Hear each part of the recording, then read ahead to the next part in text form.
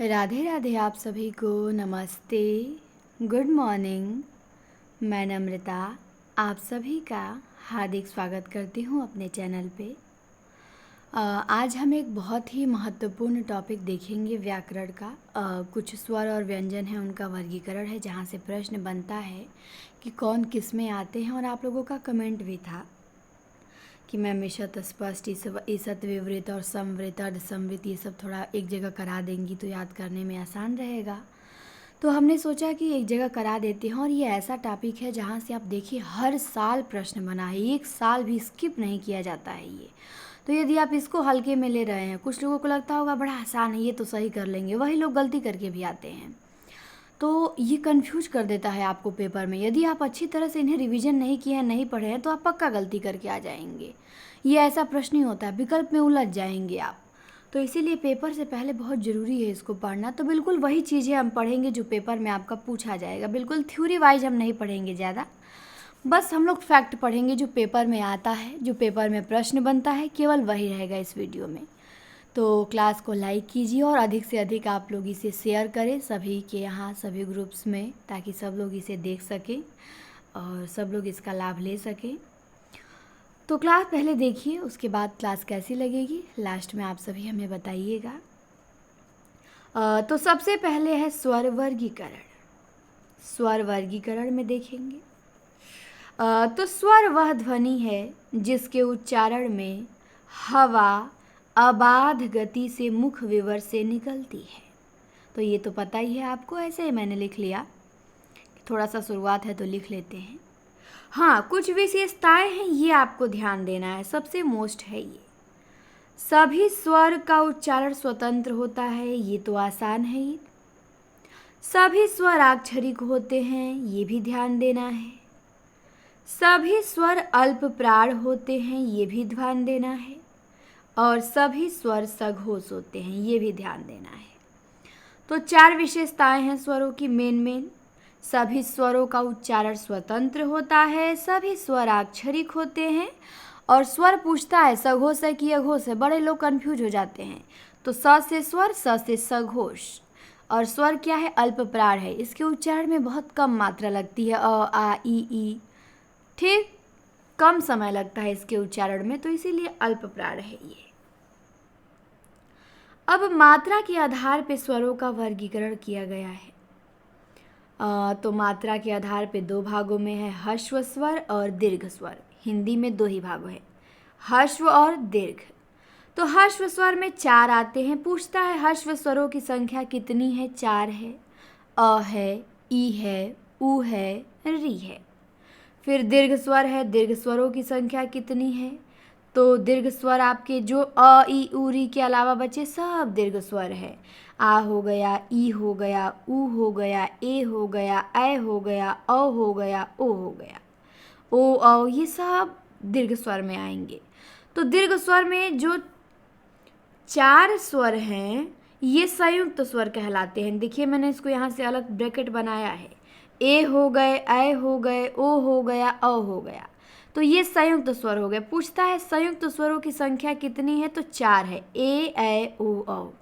संयुक्त स्वर उसे कहते हैं जो 2 स्वरों के मिलने से बना हो। दो जो अलग अलग स्वरों के मिलने से बना हो वो संयुक्त स्वर हो गया। तो अ प्लस ई ए हो गया, तो अ भी अलग है, ई भी अलग है, तो अ और ई मिला तो ए बना।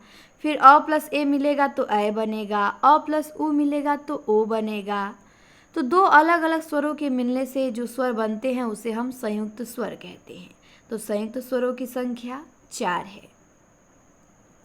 अब इसके बाद जीभ की स्थिति के आधार पर देखेंगे, स्वरों का वर्गीकरण पूछता है तो ध्यान देंगे अग्र स्वर, मध्य स्वर, पश्च स्वर 3 होते हैं। तो अग्र स्वर में आपका आ जाएगा ई ए ऐ, ये 4 आपके अग्र स्वर हैं, ई ए ऐ। इसके बाद मध्य स्वर है, मध्य स्वर में अ आ जाएगा, ई ए ऐ अग्र स्वर है और मध्य स्वर अ है। उसके बाद पश्च स्वर है, पश्च स्वर में आएगा आ उ ओ औ, तो ये पश्च स्वर में आएगा। तो ध्यान देंगे 4 आपके अग्र स्वर हैं, तो आप इनको याद कर लेंगे। अग्र स्वर में ई ए। ठीक, ई ए अग्र स्वर में आ जाएंगे। मध्य स्वर में केवल एक आएगा आपका अ। तो आप अग्र और मध्य को याद कर लीजिए, अच्छे से एकदम मन में बैठा लीजिए। बाकी जो बचा वो पश्च स्वर हो जाएगा। तो आपको केवल अग्र स्वर याद करना है, मध्य तो अपने आप याद हो जाएगा। मध्य स्वर केवल अ है, ये है। और अग्र स्वर ई ए। और आगे आता भी है अ के बाद ई ए आता भी है। तो आप याद करेंगे ई ए, ई अ आ ई ए उ ओ औ। तो देखेंगे जो आगे आता है वो अग्र स्वर हो गया। अ को छोड़ के अ सबसे पहले आता है तो मध्य हो गया।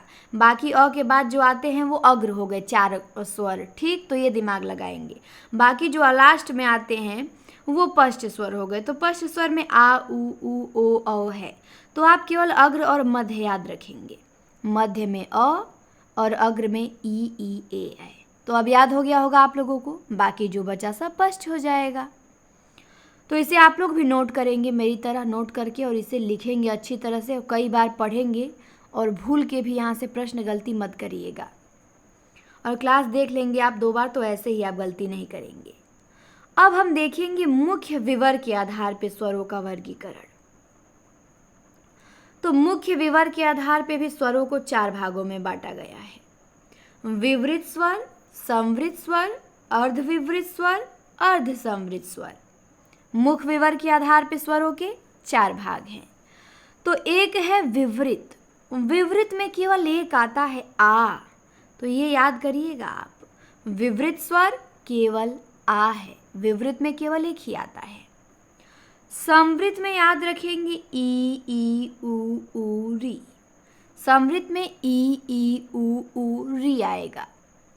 अर्धविवृत में आएगा अ ऐ औ, अ ऐ औ। और अर्धसंवृत में ए ओ आएगा। तो इनको पहले आप कॉपी पे लिखेंगे अच्छे से। और कम से कम जिनको याद नहीं हो रहा होगा, आप मेरी बात मानेंगे, यदि आपको बहुत डाउट हो रहा होगा ये, तो आप ट्रिक कितना भी बनाएंगे, परिभाषा पढ़ेंगे, भूलता ही है। जब तक आप इन्हें अच्छे से याद ना कर लेना, कोई चीज़ हमें जब अच्छे से याद हो जाती है, दिमाग में फिट हो जाती है, कभी नहीं भूलता है वो हमें। तो ये बड़ा आसान है। आप इसे पहले 10 बार लिखेंगे अपने रफ पे, ठीक। और सोचते विचारते लिखेंगे, दिमाग में बैठाते हुए, कि विवृत में केवल आपका आ आएगा, संवृत में आपका ई उ आ जाएगा, और अर्धविवृत में अ आएगा, ऐ आएगा और औ आएगा, अर्ध संवृत में ए और ओ आ जाएगा। तो ठीक, विवृत संवृत बड़ा आसानी से याद हो जाता है। बाकी अर्धविवृत और अर्धसंवृत यही थोड़ा सा कंफ्यूज करता है। तो पहले आप याद करेंगे विवृत को, फिर संवृत। पहले इन दोनों को याद करेंगे एक साथ। विवृत में आपका आ आएगा, संवृत में आपका आएगा ई उ री। क्लियर हुआ? उसके बाद अर्धविवृत है, अर्धसंवृत है। तो अर्धविवृत में आएगा अ ऐ औ, अर्धसंवृत में आएगा ए ओ। तो 2 हिस्सा में बांट के याद करना है आपको। अर्धविवृत अर्धसंवृत को एक साथ याद कीजिए और विवृत और संवृत को एक साथ याद कीजिए, तब आसानी से याद होगा। तो विवृत संवृत आपको याद हो गया होगा। आपको अब याद करना है अर्धविवृत। तो अर्धविवृत में 3 आता है। पहले तो आपके दिमाग में संख्या होनी चाहिए कि अर्धविवृत में आता कितना है स्वर। 3 स्वर आता है। एक आपका अ आएगा, एक आपका ऐ आएगा और एक औ आएगा। तो अ ऐ औ अर्धविवृत। इसके बाद आपको याद हो गया विवृत में आ है, संवृत में ई उ री है और अर्धविवृत में अ ऐ औ है। तो अब अर्धसंवृत में जो स्वर बचेगा वही तो होगा। तो केवल 2 स्वर बचा हमारा, ए और ओ। सॉरी, ए अर्धसंवृत में जो ए है इस पे ये मात्रा नहीं रहेगा, इसको मैंने ऐ कर दिया है। तो अर्धसंवृत में आपका ए और ओ आएगा। ठीक, तो इसे दिमाग में बैठाएंगे आप, याद हो जाएगा। विवृत स्वर आ है, संवृत ई उ री है, अर्धविवृत अ ऐ औ है, अर्धसंवृत ए और ओ है। चलिए नहीं याद होगा तो फिर मुझे बताइएगा, पहले जितना बताई हूँ आप कोशिश कीजिएगा, 10 बार लिखिएगा और सोचिएगा, विचारिएगा, 10 बार लिखिएगा, 10 बार पढ़िएगा, ठीक। इसके बाद भी यदि आपको ना याद हो तो फिर मुझसे बताइएगा, ठीक। पहले इतना काम आप ईमानदारी से करेंगे, मन लगा के 10 बार लिखेंगे, 10 बार इसे पढ़ेंगे, उसके बाद ना याद हो तो फिर बताइएगा मुझसे कि मैम आपने जो बताया था हमने किया फिर भी मुझे याद ना हुआ। और क्लास में जो मैंने बताई हूँ उसको ध्यान से आप सुनेंगे, 2-3 बार सुनेंगे। चलिए, तो अब हम देखेंगे ओठ की स्थिति के आधार पे स्वरों का वर्गीकरण। तो ये तो बहुत आसान है भाई, ओठ की स्थिति के आधार पे सबसे पहले तो एक आएगा आपका उदासीन स्वर। इसमें अ के उच्चार में हमारा ओठ उदासीन है एकदम, तो उदासीन स्वर होता है अ। फिर वृत्तमुखी, तो वृत्तमुखी में जिस स्वर का उच्चारण करने में आपका मुंह थोड़ा गोला की तरह बन जाएगा, ऊ ओ औ, वो आपका वृत्तमुखी स्वर हो गया। और जिसके उच्चारण करने में आपका मुंह गोला नहीं होगा, गोल नहीं होगा, ओ की तरह नहीं होगा मुंह, तो ओ की तरह नहीं होगा तो वो अवृत्तमुखी हो जाएगा, ई ए आ। अवृत्तमुखी स्वरों का उच्चारण करेंगे तो मुंह थोड़ा सा फैलेगा, और जब वृत्तमुखी का उच्चारण करेंगे तो मुंह आपका ओ साइज की तरह बनेगा, गोला की तरह बनेगा। करके देखिए। तो वृत्तमुखी अवृत्तमुखी बड़ा आसान है, और अ को ध्यान देना है, अ आपका उदासीन स्वर है, अ उदासीन स्वर है। और वृत्तमुखी ऊ ओ याद कर लीजिए, अ उदासीन याद कर लीजिए, बाकी जो बचा सब आपका अवृत्तमुखी हो गया। कितना आसान है। तो ये भी क्लियर हो गया आपको। आगे आइए, अब स्वरों का देख लिए, व्यंजनों का वर्गीकरण देख लेते हैं। तो व्यंजनों का होता है एक आभ्यंतर प्रयत्न के अनुसार, एक बाह्य प्रयत्न के अनुसार वर्गीकरण। तो चलिए आभ्यंतर प्रयत्न के अनुसार जो वर्गीकरण किया गया है उसे हम देखते हैं। तो सबसे पहले स्पर्श व्यंजन आएगा, इसको वर्गीय व्यंजन भी कहते हैं। इसकी संख्या 25 होती है, इसमें 5 वर्ग आते हैं, इसीलिए इसको वर्गीय व्यंजन भी कहते हैं स्पर्श व्यंजन को। तो पहले पूछेगा स्पर्श व्यंजनों की संख्या, तो 25 बताएंगे। 5 वर्ग हैं, पांचों आपको पता होगा। क वर्ग है, च वर्ग है, ट वर्ग है, त वर्ग है, प वर्ग है। क वर्ग में आएगा क ख ग घ अंग, च वर्ग में च छ ज झ इं, ट वर्ग में ट ठ ड ढ अढ़, त वर्ग में त थ द ध न, प वर्ग में प फ ब भ म। क्लियर हुआ। इसके बाद है अंतस्थ व्यंजन। तो ये वर्गीय व्यंजन आपका क्लियर हो गया 25। अंतस्थ व्यंजन में 4 आते हैं, आपको इनका नाम याद होना चाहिए। पूछेगा कौन अंतस्थ व्यंजन है कौन नहीं है, या पूछेगा इनकी संख्या बताइए, तो इनकी संख्या 4 होती है। य र ल व, य र ल व ये अल्प प्राण होते हैं अंतस्थ व्यंजन, और इनकी संख्या 4 होती है। फिर उसमें व्यंजन, उसमें व्यंजनों की भी संख्या 4 होती है, ये महाप्राण में आते हैं। स श स ह, श श स ह, ये उसमें व्यंजन है 4। और स स स, ये जो तीनों स हैं ये आपके क्या हैं, अघोष हैं।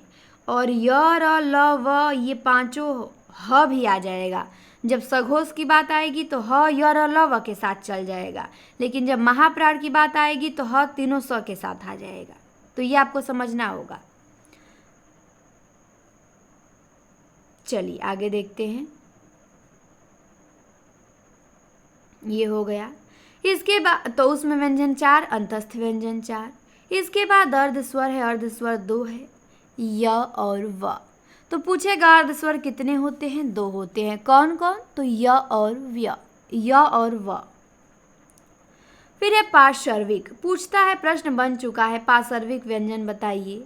तो पार्श्विक व्यंजन होता है ल। ल क्या होता है, पार्श्विक व्यंजन, पार्श्विक वर्ण है। फिर है लुंठित या प्रकंपित व्यंजन किसे कहते हैं, तो र को कहते हैं। ये ध्यान देंगे, कुछ लोग होते हैं, मैंने पूछा एक दिन किसी से प्रश्न कि लुंठित व्यंजन किसे कहते हैं, तो उन्होंने बताया कि ल को कहते हैं। फिर मैंने पूछा प्रकंपित किसे कहते हैं, तो बताया र को कहते हैं। अरे भाई, लुंठित या प्रकंपित बात एक ही है, दोनों र है। पार्श्विक ल है और लुंठित या प्रकंपित र है, तो ये आपको ध्यान देना है। इसके बाद पूछता है अनुनासिक। अनुनासिक वर्ण हिंदी में कितने हैं, अनुनासिक व्यंजन तो 5 हैं। जो वर्ग हैं आपके 5, तो पांचों वर्ग के जो लास्ट के 5वें अक्षर हैं वही आपके अनुनासिक हैं। अंग, ईय, अड़, न, म।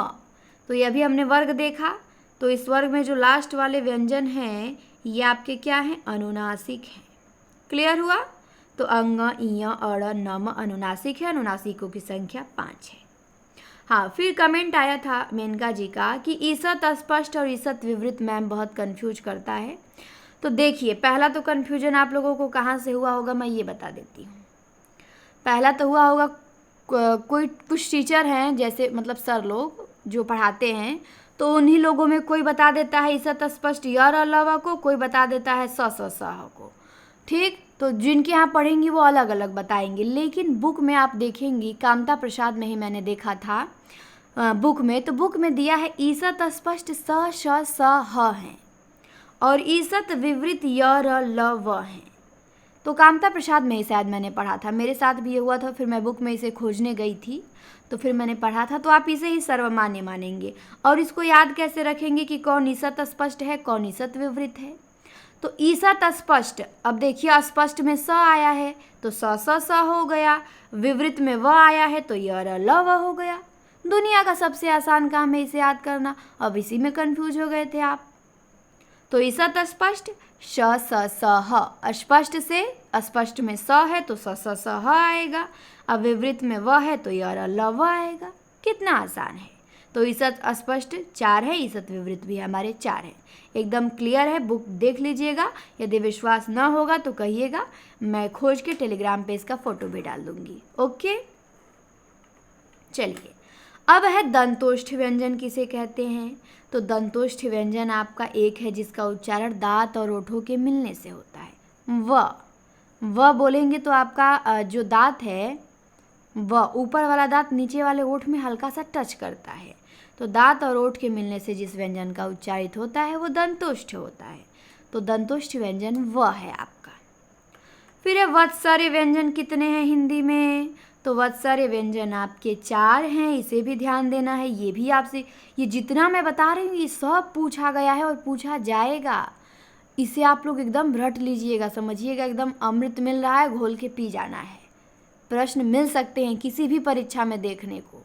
तो वत्सर्य व्यंजन 4 होते हैं, न स र ल। कितने? 4 होते हैं, न स र ल। संख्या भी आपको याद करनी है, संख्या भी पूछ लेता है वत्सर्य व्यंजन कितने हैं, तो 4 होते हैं।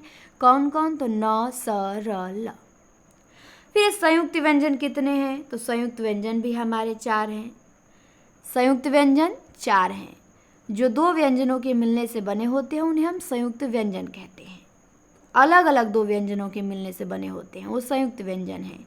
छ, त्र, ज्ञ, स्र। तो ये पूछता भी है कि छ किससे बना है। तो जो क्षत्रिय छ है आपका, ये आधा कबूतर का और पूरा मूर्धन्य स जब मिलेगा तो आपका क्षत्रिय छ बनेगा। ध्यान देंगे, कुछ लोग पीछे मूर्धन्य स के जगह दंत स लगा देते हैं, नहीं, मूर्धन्य स। फिर त्र किससे बनेगा। तो आधा त प्लस पूरा र मिलेगा तो त्र बनेगा। ठीक, फिर ज्ञ कैसे बनेगा ये ध्यान देना है। ज्ञ कैसे बनेगा। तो आधा ज और ईय मिलेगा तो ज्ञ बनेगा। तो 2 अलग अलग व्यंजन हो गए, दोनों के मिलने से हमारा ज्ञ बना। फिर स्र कैसे बनेगा। तो आधा तालु स प्लस पूरा र मिलेगा तो स्र बनेगा। क्लियर हुआ। चलिए, तो संयुक्त व्यंजन कितने होते हैं। 4 होते हैं। किससे किससे मिलने से कौन बना है ये भी आपको ध्यान देना है। फिर ये द्विगुण व्यंजन देखिए, द्विगुण व्यंजन 2 होते हैं। ड ढ की तरह, ड के नीचे बिंदु, फिर ढ के नीचे बिंदु, और एक होता है अंग। अंग के साइड में बिंदी होता है, ध्यान देंगे। ठीक, अंग के साइड में बिंदी होता है। और ये जो द्विगुण व्यंजन है इसके नीचे एकदम बिंदी होता है। तो दोनों में डिफरेंस है, अंग में और ये ड और ढ में। तो ध्यान देंगे, ड और ढ द्विगुण व्यंजन 2 है हिंदी में। तो ये आपको ध्यान देना है। आपसे पूछेगा द्विगुण व्यंजन कितने हैं, संयुक्त व्यंजन कौन से हैं, वत्सर्य व्यंजन कौन से हैं, दंतोष्ठ व्यंजन कौन से हैं, ईषत् विवृत क्या है, ईषत् स्पष्ट क्या है, अनुनासिक क्या है, प्रकंपित क्या है, पार्श्विक क्या है, अर्धस्वर क्या है, उसमें व्यंजन क्या है, अंतस्थ व्यंजन क्या है, स्पर्श व्यंजन कितने हैं। तो ये सब आप ध्यान रखेंगे, ये सब प्रश्न बनेंगे और बन चुके हैं। तो इसे आप लोग भी नोट करेंगे तो बेहतरीन होगा, बढ़िया होगा। बाकी मैं तो बता ही रही हूँ। अब हमने अभ्यंतर प्रयत्न के आधार पर व्यंजनों का वर्गीकरण देखा था। अब हम देखेंगे बाह्य प्रयत्न के आधार पर व्यंजनों का वर्गीकरण। तो चलिए बाह्य प्रयत्न के आधार पर देख लेते हैं। तो पहले तो है घोष या सघोष। पहले क्या आएगा? घोष या सघोष। तो किसे कहते हैं घोष या सघोष? बात एक ही है। तो ये ध्यान देंगे कि प्रत्येक वर्ग का तीसरा, चौथा, पांचवा वर्ण और सभी स्वर और य, र, ल, व, ह सघोष वर्ण होते हैं। प्रत्येक वर्ग का तीसरा, चौथा, पांचवा वर्ण और सभी स्वर। तीसरा, चौथा, पांचवा वर्ण का मतलब समझ रहे हैं? जैसे क वर्ग है तो क वर्ग का तीसरा वर्ण है ग, चौथा वर्ण है घ, पांचवा वर्ण है अंग। तो ये क्या हो गया? ये आपका सघोष हो गया। तीसरा, चौथा, पांचवा वर्ण। अब पहला, दूसरा वर्ण क, ख है तो ये अघोष हो गया। ठीक, तो चलिए आते हैं फिर हम सघोष पे अपने। फिर अघोष है। तो अघोष क्या? तो अब सघोष आप नहीं याद करेंगे तो भी काम चल जाएगा। पता है कैसे?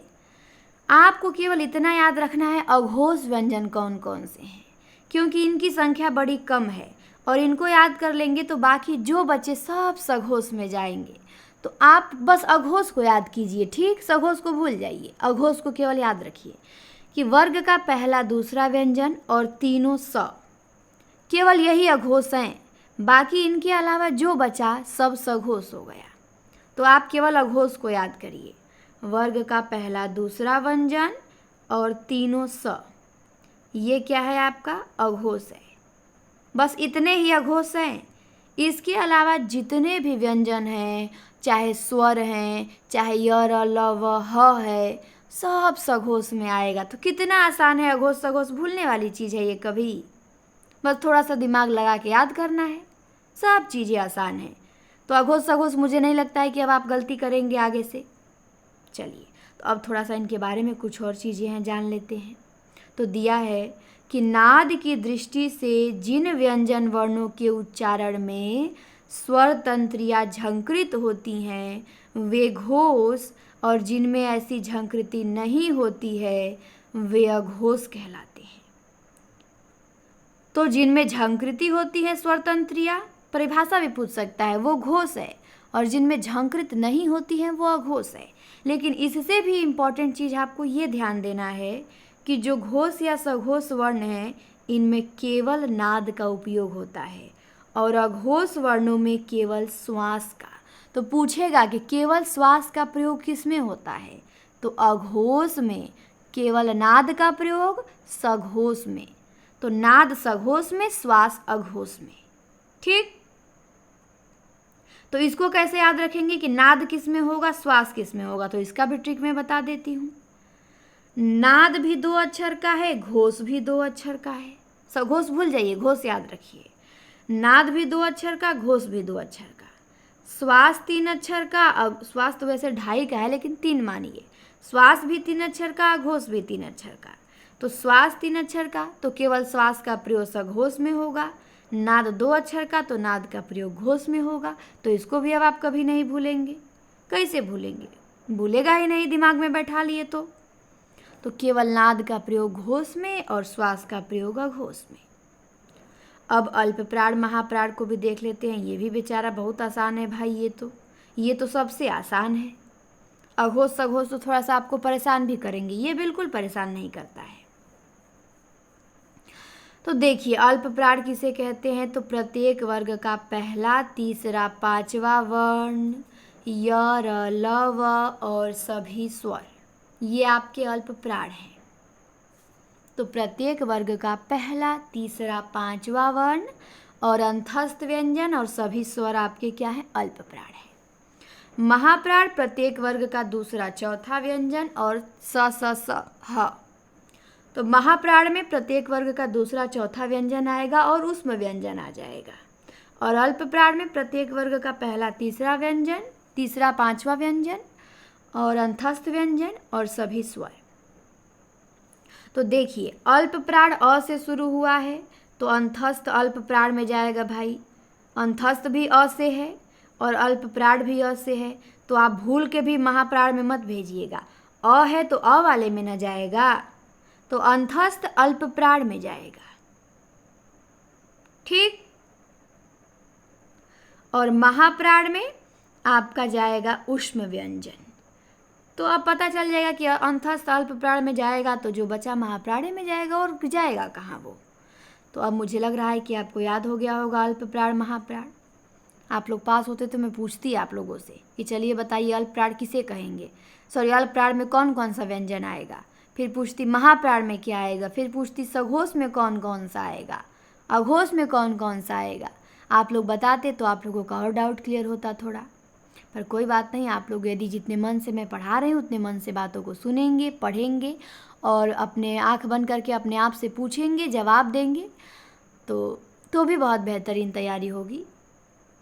तो अल्प प्राण महाप्राण हमारा क्लियर हुआ। अब आगे आते हैं, वर्णों का उच्चारण स्थान थोड़ा देख लेते हैं, ये भी पूछता है। तो मुख के 6 भाग होते हैं। कितने भाग? 6 भाग। ध्यान देना है, एक होता है कंठ। बहुत लोग 5 भाग बताते हैं, नहीं, मुंह के 6 भाग होते हैं। वासुदेव नंदन में दिया है, पढ़िएगा उलाट के। तो मुख के 6 भाग हैं, कंठ है, तालु है, मूर्धा है, दंत है, ओठ है, नाक है। तो मुख के 6 भाग, कंठ, तालु, मूर्धा, दांत, ओठ, नाक। तो कंठ वर्ण में कौन कौन सा आता है देख लीजिए। कंठ वर्ण में आ जाएगा आपका ओ आ। पहले तो क वर्ग आएगा, आपको पता है। क वर्ग आएगा कंठ में, च वर्ग आएगा तालु में, ट वर्ग आएगा मूर्धन्य में, त वर्ग आएगा दंत में, प वर्ग ओष्ठ में। तो आपको याद होगा 5 वर्ग हैं, क, च, ट, त, प। और इनका उच्चारण स्थान भी आपको ऐसे ही याद होगा, कंठ, तालु, मूर्धा, दंत, ओष्ठ। तो आप मिला के फिर कर लेंगे। तो अ और आ, इन दोनों स्वरों का उच्चारण कंठ से होता है और क वर्ग का भी उच्चारण कंठ से होता है। और जो ह व्यंजन है हमारा, तो ह का भी उच्चारण होता है कंठ से। अकु विसर्जनीयानम कंठा, संस्कृत का सूत्र है ना, ऐसे याद करते हैं, इचु यशानम तालु। तो अ आ और क वर्ग और ह कंठ में आएगा। फिर तालु में क्या आएगा? तो तालु में आएगा ई और ई, छोटी ई और बड़ी ई आएगा, च वर्ग आएगा और तालव्य श आएगा। तो ये आपका तालु में आएगा, ई, च वर्ग और तालु स। फिर मूर्धन्य में आपका री आ जाएगा। बहुत बार परीक्षा में पूछा गया है, री है उद्क्षिप्त है कि मूर्धन्य है, विकल्प यही 2 कंफ्यूज करेगा। तो री हमारा मूर्धन्य स्वर है भाई। फिर ट वर्ग आएगा मूर्धन्य में, ट वर्ग में जितने भी व्यंजन आएंगे मूर्धन्य है। फिर र, जो रस्सी र है, इसका भी उच्चारण स्थान मूर्धा है। लट्टू ल का उच्चारण जो होता है दांत से होता है, लेकिन रस्सी र का मूर्धा से होता है। और मूर्धा सा आपको पता ही है, मूर्धा सा इसे हम कहते हैं। चलिए, फिर है दंत्य। दंत्य में क्या आएगा? तो दंत्य में त वर्ग आएगा, लट्टू ल आएगा और स आएगा, सपेरा स। तो सपेरा स आपका दंत्य में आएगा, लट्टू ल आएगा और त वर्ग आएगा। इसे नोट करिएगा आप लोग। फिर ओष्ठ में क्या आएगा? किताब में आपके दिया होगा, फिर भी नोट करिएगा भाई। किताब में बहुत चीज़ें दी होती हैं, लेकिन जब तक छाट छाट के हम अपने से नोट ना करें ना, जैसे मैं ये छाटी हूँ, बहुत अच्छा लगता है, मैं छाट के आपको दे रही हूँ, आप नोट करिएंगे, आपको भी बहुत अच्छा लगेगा। तो बहुत अच्छा लगता है। किताब में तो सारी चीज़ें दी गई हैं, पर याद कहाँ होती हैं। जब छाटेंगे, अपने से लिखेंगे इसको, तब ना याद होगा, अच्छा भी लगेगा। तो नोट्स बनाइए, लिखिए। ओष्ठ वर्ण में आएगा ऊ और प वर्ग आएगा। ठीक। फिर है कंठ तालव्य। तो कंठ तालव्य स्वर किसे कहते हैं? तो जिसका उच्चारण कंठ और तालु दोनों के मिलने से होता है। तो जैसे ए हो गया आपका, तो ए अ और ई को मिला के बनता है। तो अ का उच्चारण कंठ है और ई का उच्चारण तालु है, तो कंठ तालु हो गया। फिर ए का भी वही हाल है, अ और ए से मिलने से बना है। तो ए और ऐ ये आपके कंठ तालु में आएंगे। फिर देखिए कंठोष्ठ है, तो कंठोष्ठ ओ और अ आएगा। तो जब अ और उ मिलता है तो ओ बनता है। अ का उच्चारण कंठ से, उ का उच्चारण ओष्ठ से। तो कंठ तालव्य स्वर 2 हैं, ए ऐ। कंठोष्ठ भी 2 हैं, ओ और औ। ठीक, तो कंठ तालव्य ए ऐ, कंठोष्ठ ओ औ। फिर एक व्यंजन है दंतोष्ठ, जो अभी मैं बताई भी थी। तो दंतोष्ठ है आपका व। दंतोष्ठ क्या है? व है। तो ये आपके वर्णों का उच्चारण स्थान हो गया। अब कुछ और टॉपिक है जो कि ये भी पूछा जा सकता है, बड़ा इंपॉर्टेंट है, ये लास्ट टॉपिक है, तो इसे भी मैं आप लोगों को थोड़ा बता देती हूँ। पूछता है इसके बारे में भी, बहुत ही महत्वपूर्ण है। अनुनासिक। अनुनासिक क्या है? तो चंद्र बिंदु जो होता है ना, उसे ही अनुनासिक कहते हैं। अब पूछता है कि अनुनासिक का उच्चारण स्थान बताइए। तो अनुनासिक का उच्चारण स्थान नाक और मुंह से होता है। ऐसे स्वर जिनका उच्चारण नाक और मुंह से होता है उसे अनुनासिक कहते हैं। तो पूछेगा कि अनुनासिक का उच्चारण कहाँ से होता है? नाक से, मुंह से, दांत से, कान से, कि नाक और मुंह दोनों से? तो आप बताएंगे कि अनुनासिक का उच्चारण नाक और मुंह दोनों से होता है। जैसे गांव हो गया, दांत हो गया, आंगन हो गया। तो अनुनासिक स्वर आपके चंद्र बिंदु ही है।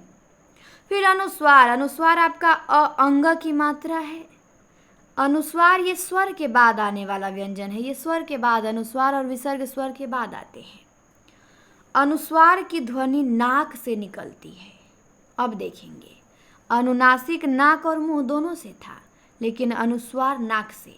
जैसे अंगूर, तो नाक से हवा निकलेगी। अंगद, कंकड़, नाक से निकलेगी। तो अनुस्वार की ध्वनि नाक से निकलती है, स्वर के बाद आने वाला व्यंजन है। अंगूर है, अंगद है, कंकड़ है। फिर है निर्नुनासिक। तो निर्नुनासिक क्या होता है? तो निर्नुनासिक में नाक, पहले ही बोला है निर्नुनासिक, नाक नहीं आएगी इसमें, केवल मुंह आएगा। तो केवल मुंह से बोले जाने वाले स्वरों वर्णों को निर्नुनासिक वर्ण कहते हैं। जैसे इधर, उधर, आप, अपना। देखिए इधर बोलेंगे तो नाक पे थोड़ा जोर नहीं पड़ेगा, नाक से आपकी कहाँ हवा निकलेगी? केवल मुंह से बोला जाएगा। इधर, उधर, आप, अपना। और गांव, दांत, नांगन बोलेंगे तो नाक और मुंह दोनों का काम है, इसमें दोनों से हवा निकलेगी। अंगूर बोलेंगे तो केवल नाक से निकलेगा ज़्यादा हवा, और निर्नुनासिक में केवल मुंह से है। फिर विसर्ग है। तो विसर्ग अनुस्वार की तरह, विसर्ग भी स्वर के बादे आता है और इसका उच्चारण ह की तरह होता है। जैसे ह बोलते हैं ना, वैसे विसर्ग का उच्चारण ह की तरह होता है। तो अह की मात्रा आपकी है, ये है विसर्ग। जैसे मनः कामना, अब 2 बिंदु है तो उसको हम ह की तरह पढ़ते हैं। मनः कामना, पयः पान, अतः। तो विसर्ग का प्रयोग अधिकतर तत्सम शब्दों में होता है या संस्कृत में होता है, हिंदी में बहुत कम हो गया है। तो आपको ध्यान देना है, अनुनासिक नाक और मुंह दोनों से, अनुस्वार केवल नाक से, और निर्नुनासिक केवल मुंह से। ठीक, तो निर्नुनासिक में पहले ही नाक मना कर दिया है, बेचारा मुँहे बचा है इसमें। अनुस्वार में केवल नाक होगा, अंगूर बोलेंगे, अंगद बोलेंगे। अनुनासिक नाक और मुंह दोनों को लेके चलता है। तो इनका याद रखिएगा कि इनका उच्चारण कहाँ कहाँ से होता है। ठीक, और उदाहरण भी याद रखेंगे। तो इस प्रकार आपका समाप्त हुआ अघोष सघोष। मुझे नहीं लगता है कि अब आप गलती करेंगे। अघोष आपका प्रत्येक वर्ग का पहला, दूसरा, तीनों स। अल्प प्राण आपका पहला, तीसरा, पांचवा वर्ण अंतस्थ व्यंजन है और सभी स्वर हैं। फिर इसके बाद आपका वत्सर्य व्यंजन न, स, र, ल है। ईसत स्पष्ट स से स्पष्ट है, स, स, ह है। विवृत में य, र, ल, व है। इसके बाद आपको उदासीन स्वर अ है, वृत्तमुखी उ, ओ, औ है। बाकी जो बचा वृत्तमुखी हो गया। फिर विवृत वाले में थोड़ा सा आप लोगों को ज़्यादा परेशानी थी। विवृत में आ आएगा, समृत में ई, उ, री आएगा, अर्धविवृत में ए आएगा, ऐ आएगा, ओ आएगा, और अर्ध समृत में आएगा ए, ओ। कितना आसान है भाई, याद हो गया। कठिन है ये याद करना, बस एक जगह आप लिखते नहीं है ना, कन्फ्यूजन होता है तो कठिनाई होती है। अब देखिए, अग्र स्वर में ई आ जाएगा, मध्य में आ जाएगा, बाकी जो बचा सब पश्च हो जाएगा। संयुक्त स्वर हमारे 4 हैं, सभी स्वर सघोष होते हैं, अल्पप्राण होते हैं। तो ये आज मैं बहुत आसान और बहुत ही महत्वपूर्ण टॉपिक आप लोगों को कराई हूँ। यहाँ से प्रश्न आपको एक भी गलती नहीं करना है। और क्लास अब हमारी समाप्त होती है। जितने भी लोग क्लास देखेंगे लाइक करेंगे, शेयर करेंगे और कमेंट करके आप लोग ज़रूर बताएंगे कि समझ में आया, याद हुआ कि नहीं हुआ। नहीं हुआ तो वो भी बताएंगे। और क्लास कैसी लगी ज़रूर बताइएगा। कमेंट करने में ज़्यादा टाइम नहीं लगता है, उससे अधिक टाइम दे के मैं बनाई हूँ इसे। कल पूरा संडे मैंने छाट छाट की किताब से, कामता प्रसाद से, वासुदेव नंदन से लिखा, फिर आज वीडियो बनाया आप लोगों के लिए पेपर से पहले यहाँ से। और ऐसा टॉपिक है कि कंफर्म है यहाँ से प्रश्न आना। और जो लोग एकदम कॉन्फिडेंस में होंगे ना कि नहीं नहीं मैं कभी नहीं गलती करूँगा, वो भी गलती कर देते हैं। तो इसीलिए इसको रिवीजन करना बहुत ज़रूरी था। ठीक, आसान आसान चीज़ें ही तो हमसे गलती हो जाती हैं, हम हल्का समझ के उनको छोड़ देते हैं, परीक्षा में पूछेगा तो गलती होगा। तो चलिए कमेंट कीजिएगा और सब्सक्राइब कीजिए हमारे चैनल को। मिलते हैं नेक्स्ट क्लास में आप सभी से। क्लास देखने के लिए आपको बहुत बहुत धन्यवाद। नमस्ते।